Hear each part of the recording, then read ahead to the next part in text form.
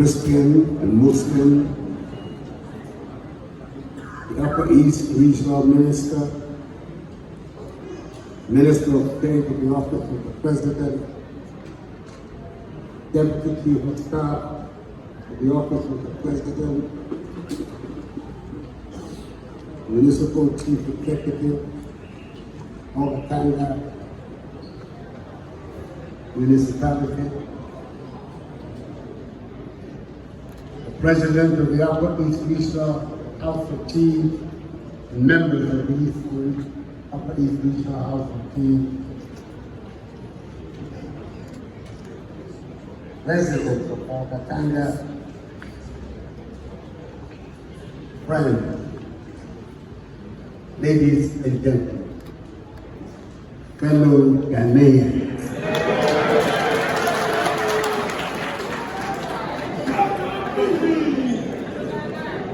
Let me thank you first of all for this warm welcome, something that I've got used to in these last 8 years in the Upper East region. I'm here today on a special mission, and that is to come and say thank you.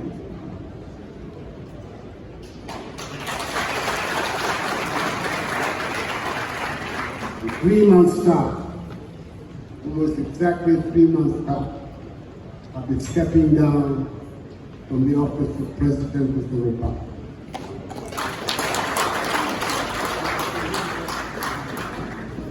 It marks my second and final term as President. I thought it is important that I come here personally to say a big thank you for the support and encouragement that you have given me over these 8 years.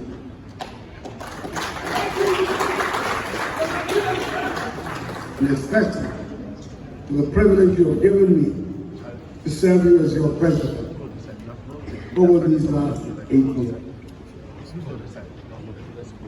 It is the greatest honor of my life to have served as President of the Republic of Ghana.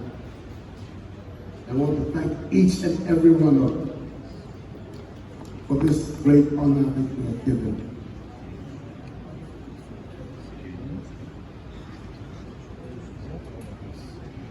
As you know, this is every president that has the opportunity to say thank you for 2 terms.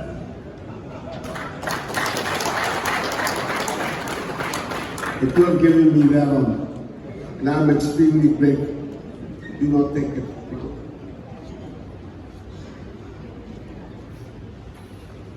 By the grace of God, despite the difficulties that we've had, COVID, and other dislocations of our economy, we've been able to achieve a lot together.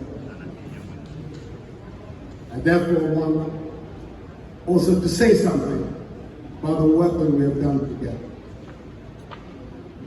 Then, of course, I have to be concerned about my successor.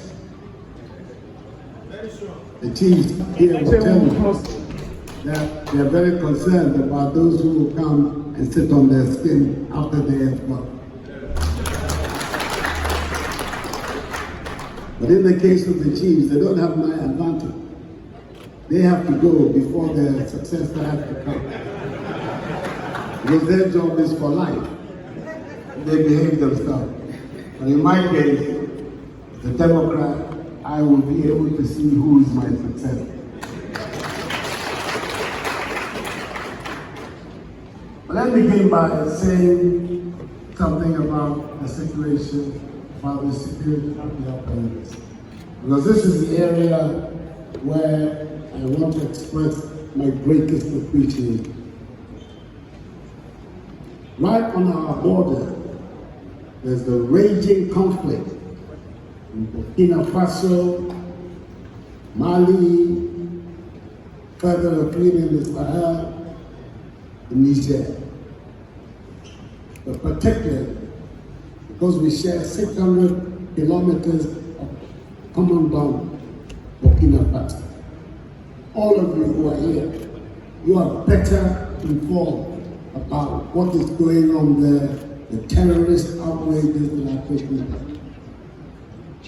We have to be grateful to Almighty God that so far our country has escaped the problems that are taking place. And it's because of the cooperation and the partnership that has been forged between the government, the security agencies, the chiefs, and the people of the Upper East Region. That is what has enabled the Upper East Region, and thereby also Ghana, to continue to be at peace and stable.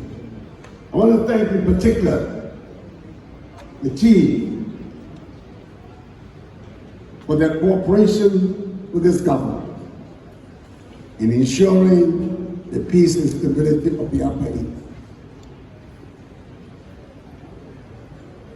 It is something that has been of the greatest concern to me. Obviously, we're all aware of the issues that have taken place in Boko. But by and large, we are getting on top of the situation in Boko. Even though he's not here, I'd like to thank the Boko Naba particularly for the contribution that he has been making towards the peace and security of Boko and thereby of the Upper East Region.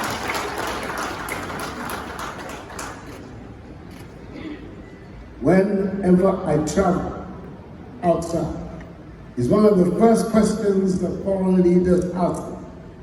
What is the secret that you have in Ghana?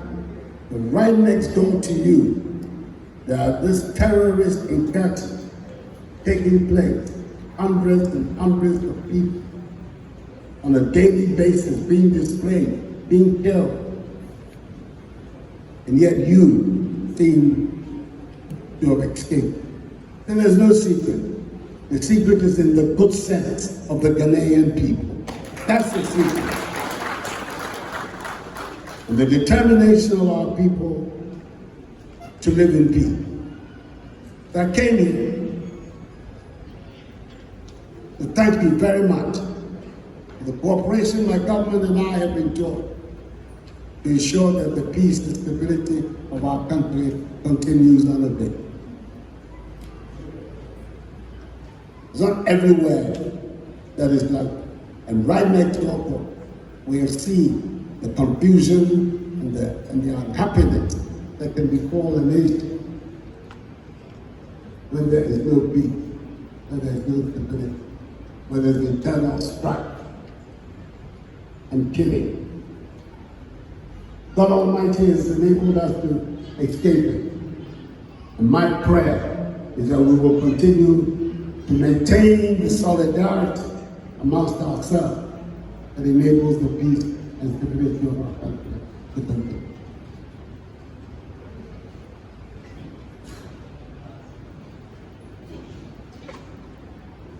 There are important developments that have taken place in our country and in your region since I took office on the 7th of January 2017. And I want to go through some of them, a few of them, especially in education, in health, in our road infrastructure, in our agriculture. I'm hoping that when you hear the data, you go home tonight saying, Akufo Addo was not such a bad man.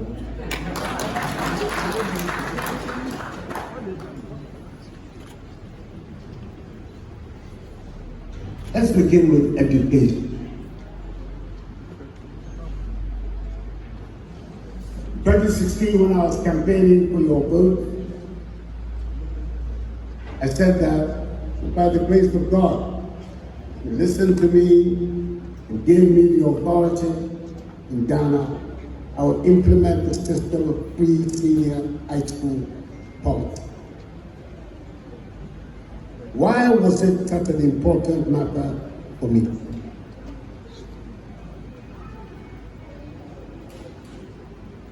For the decade, 8, 9, 10 years before I quit, every year,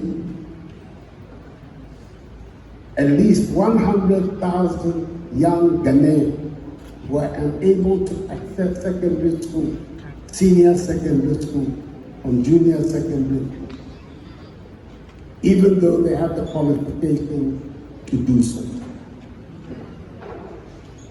You can look back and you can think of what it meant in terms of the waste of human resources in our country. Every year, at least 100,000 young boys and girls could not go further in their education because their parents did not have the means to send them.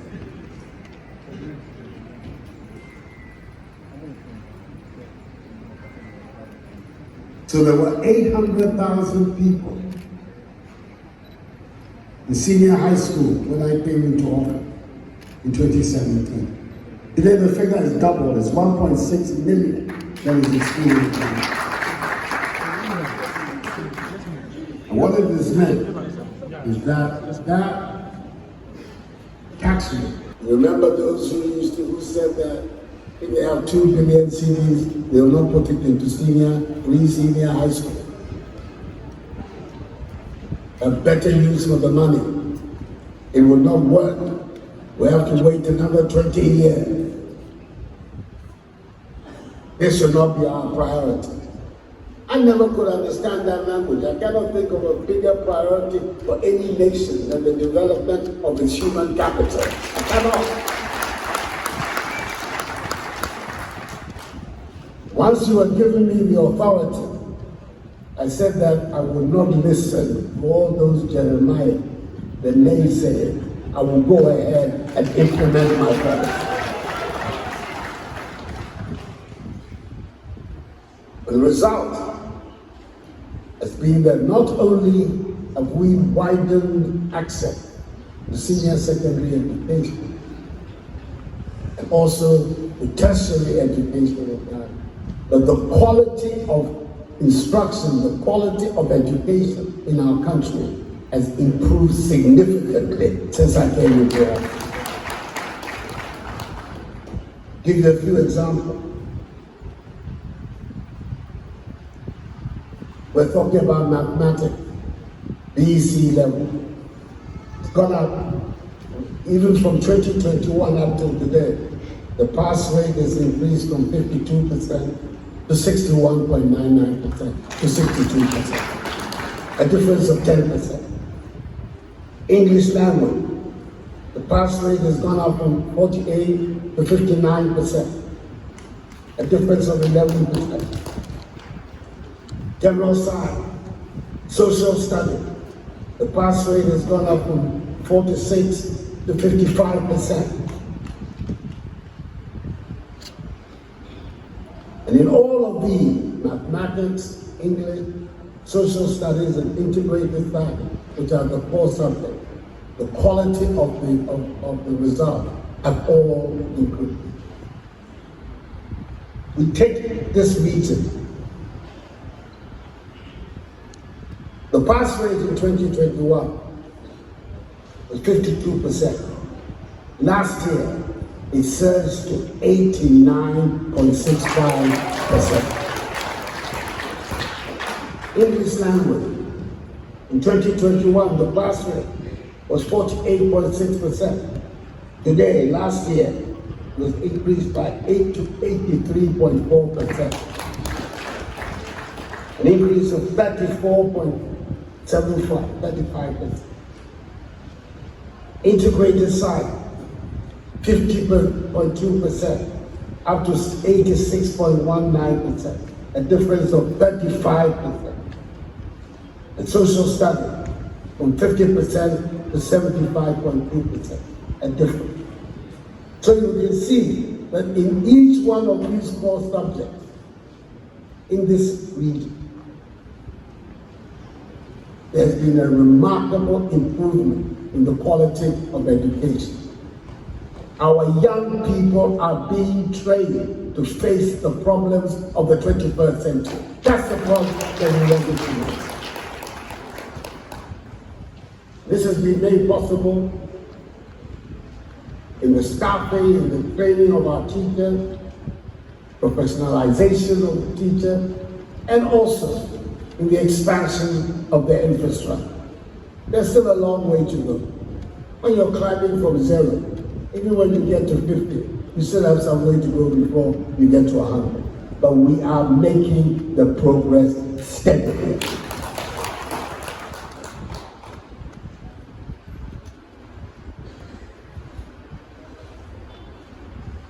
So I'm saying to you that the commitment, improving education infrastructure, increasing enrollment, and ensuring the success of policies such as the free education are unconditional. We're determined to continue down this road. We remain focused on making sure that every school in the Upper East region supports the growth of education in our region. When we come to health, what has happened in these last 8 years? All of you are aware of the commissioning of phase 3 of the Bolgatanga Regional Hospital Rehabilitation Project. It has included the construction of a maternity block, a modern laboratory, a spine walkway, a laundry kitchen, mortuary medical gas plant, and a 4-story staff accommodation. The region is also progressing well on Agenda 111. When the COVID took place, and this is the first time I've spoken in public about it now, I was in my office one afternoon, and it was a time of great anxiety for all of us. Nationwide, am I aware that there were 88 districts in Ghana that do not have a district hospital? Frankly, when he said this to me, my heart nearly jumped out. 88 out of the 260 districts that we have in Ghana did not have a district hospital. So that when pandemics like COVID-19 occurred, our people in large areas of our country were defenseless. They would not have immediate access to medical care. That was the genesis of Agenda 111.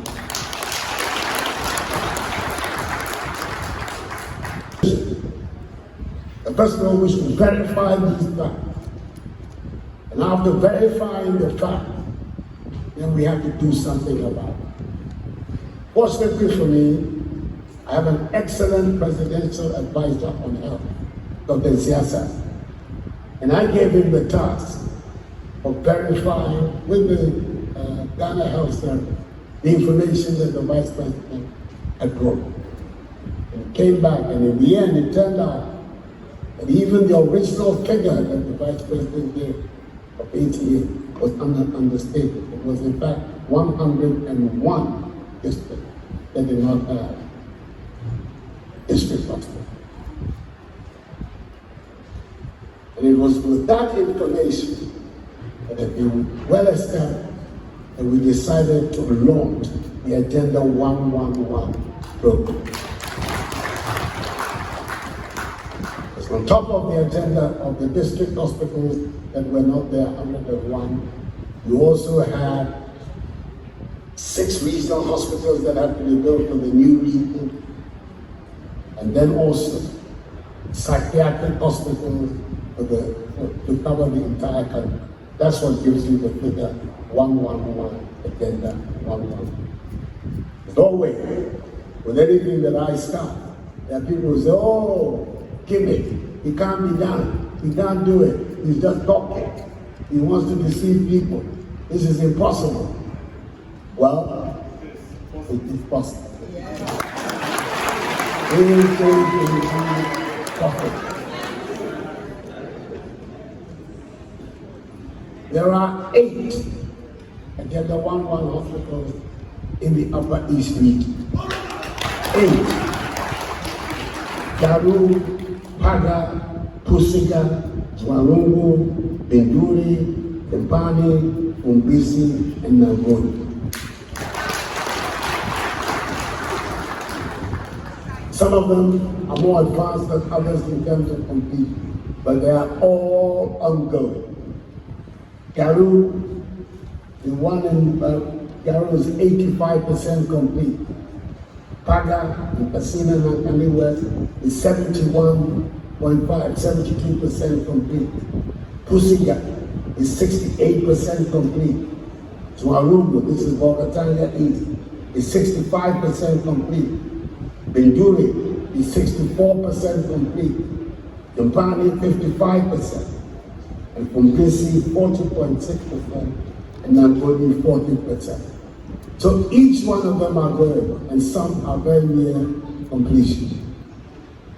It will mean a major transformation of the health infrastructure of the Upper East when all of these projects are completed. Some will be completed before I leave.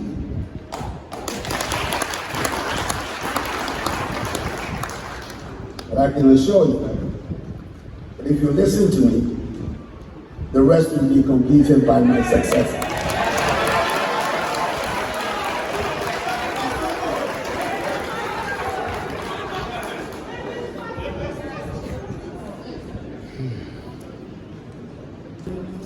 The Infectious Disease Center in Boko West is also nearly complete.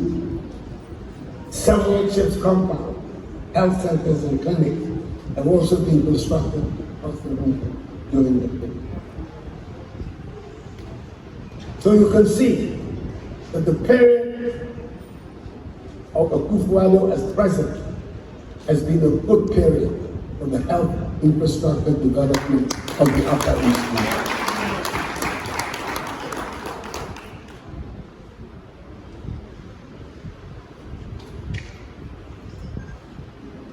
Issue of road.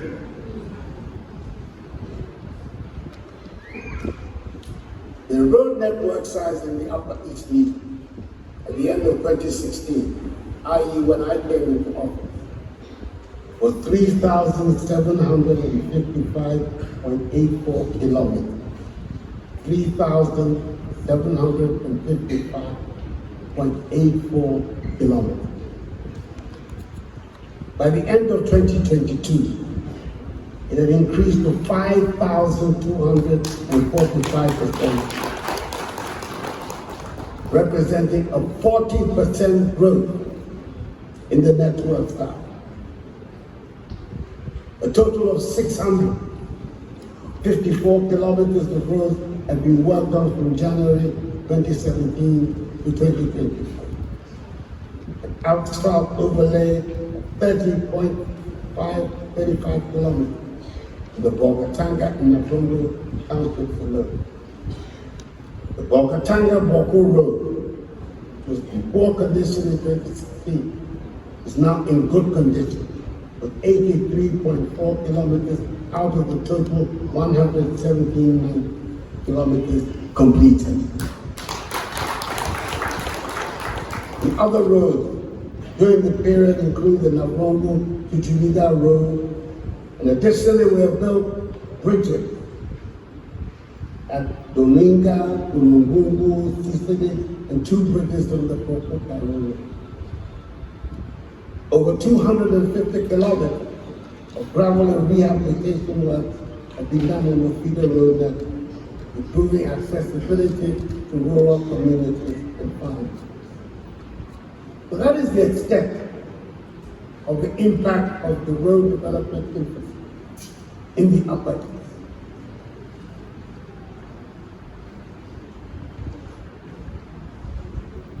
I've met it in a cardinal aspect of my policy and of my government. That each one of the initiatives that my government carries out will benefit every part of Ghana. This government has not been a government of discriminating.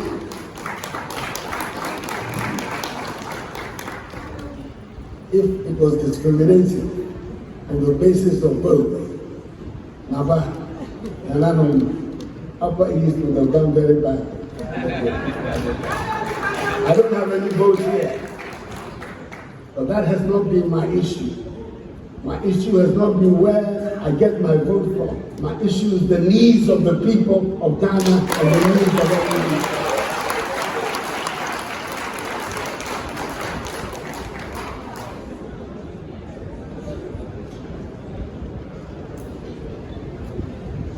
And that is why 5.7 million Ghanaians across the length and breadth of the country have all been exposed and benefited from the free senior high school. That's why teachers and nurses allowances, which were cancelled by my predecessor, have been restored and have been consistently up to today. Every single constituency in Ghana, including the 15 constituencies of the Upper East region, have all got ambulances. There are none before.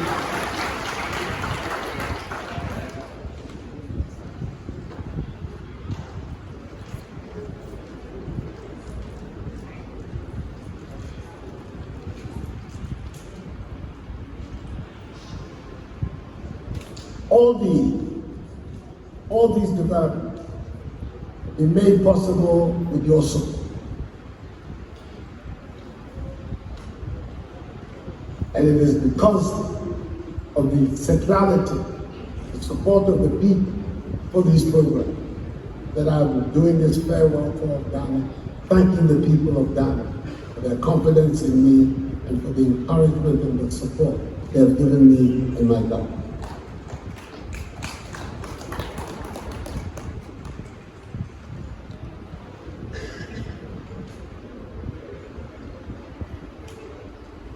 As I said at the outset, everybody will sit on a big stool, a stool or a stick, whether hereditary, like those or democratic stool, like the one I sit on. We're concerned about our success. We have to be, because you need to have somebody who's going to continue the work that you have done. You need to have somebody who you can say with confidence will continue the development that you have begun.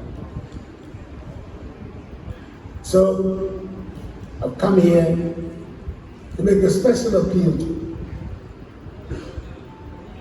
To all those who are vying to succeed me as President of the Republic, I want you to give special consideration, special attention to my Vice President, Bawumia.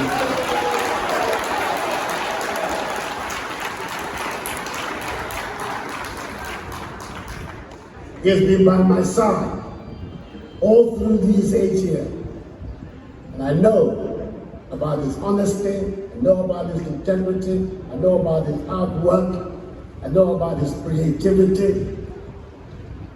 I know about his love of Ghana.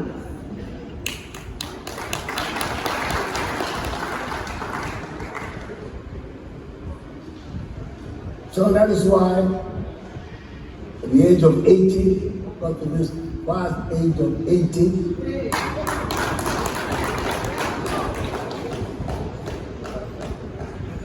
as the two-term president, I can say with confidence that I know who can continue the good work that we have begun. Help us consolidate the game. I've known Dr. Bawumia since 2006, when he was Deputy Governor of the Bank of Ghana.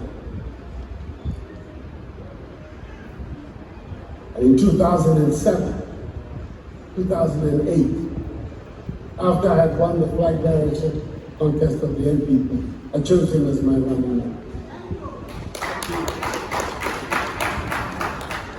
Even though in 2008 and 2012 we were unsuccessful, we continued to work with him. Loyalty in public life is absolutely essential. You have to work with people you know you can turn your back on and they'll not put the knife in you.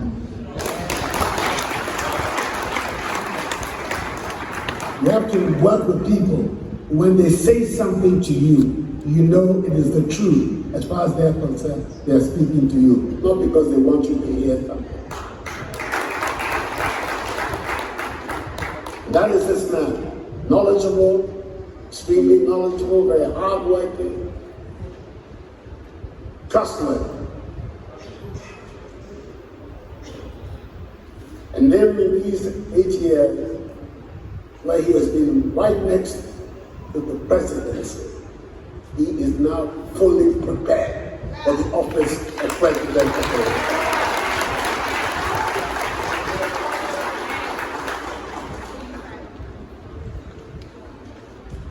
Many of the policies that has brought about progress in our nation will definitely be under threat if other people accept the office of the president.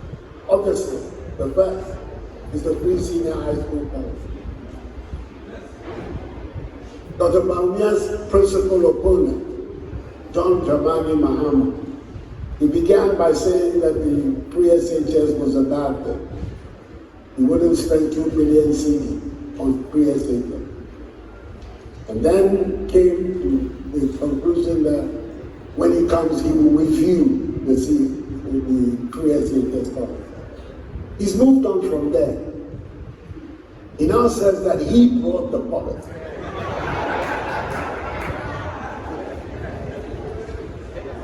And now he's telling us that he will improve it when he comes. You're going to trust a person who can change his mouth 4 times on the same thing.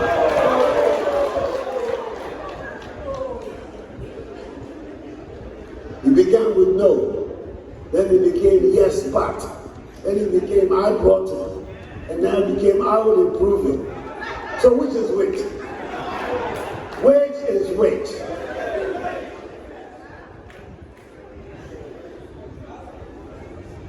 The man who campaigned on amnesty to Galamsey, who went to jail. When he came, he would free them. Today he's saying they will jail them when he comes. Which Muhammad do we believe? Who is the real Muhammad? Let him stand up and let the Ghanaian people know who is talking.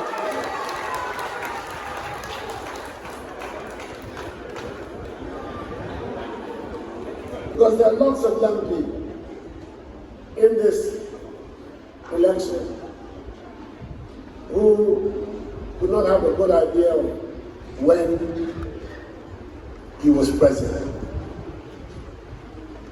People who were 10 years old in 2016 are today 18 and ready to vote.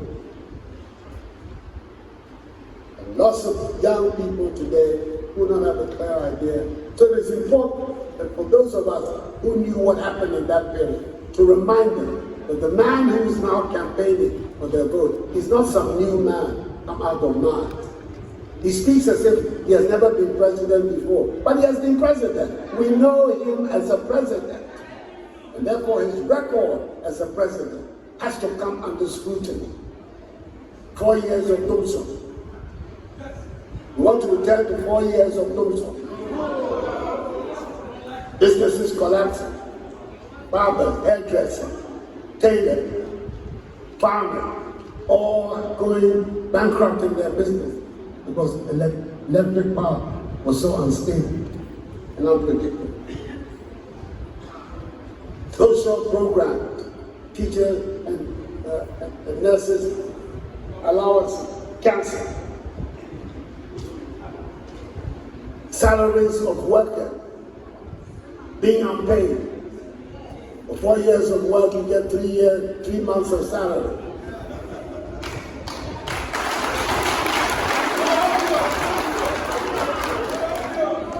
And we can go on and on and on. So it is not surprising that this man was given a big red card by the people of Ghana in 2016. The other day, I heard him talking about Bawumia marking himself. And that if he's marking himself, we should know he has failed. But in his case, the only people who have marked him so far are the people of Ghana. And the people of Ghana in 2016 said there's a big failure against your name. And that is why he is the only one of the presidents of the Fourth Republic that has not had a second term.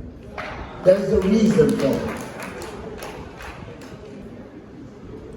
I came here to give you an account of my stewardship, to say hello and thank you for your support, and also to urge you to take seriously into consideration the need for you to choose somebody to step into my shoes who's going to carry on with the policies that we have enumerated that have brought relief and progress and development to our country. I want to thank you very much for your presence here this afternoon, and to end up by saying that this particular election is the simple one.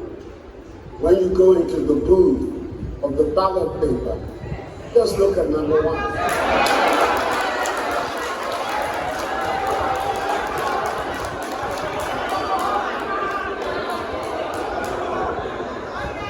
You see the elephant in number 1. You don't have to go any further. You don't have to go and look for 6 or 7 or 8. 1 is enough.